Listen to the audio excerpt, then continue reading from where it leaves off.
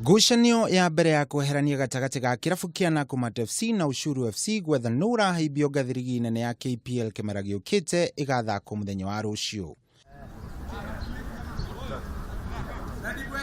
Nakumatt magakorwo makirwira kamweke ga gutigara ligi-ini iyo ya KPL thutha wao kurikia mari namba 16 kimera githiru. Tuko sawa, tunashukuru God, tumeprepare vizuri.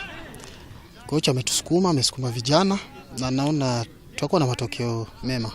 Ushuru aria maikirio nja ni Thika United kimera githiru magakorwo magietha mweke wa gucokereria mbicika-ini ici.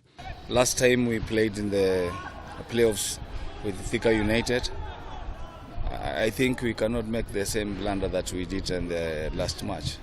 We need to improve on where we left to see whether we can find positives in the tomorrow's match.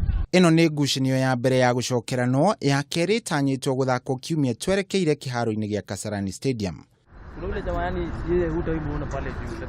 Na kuo kungi kiama gia KPL nikirutite maritwa ma athaki na makocha aria magakorwo makirwira ngoga itiganite igongona-ini ria gutuga njorua iria cirekite wega kimera githiru. There's going to be a wonderful gala on the 25th where the ceremony will be held to hand over the prizes, the trophies, as well as the cash value to the players who are able to win the nominations.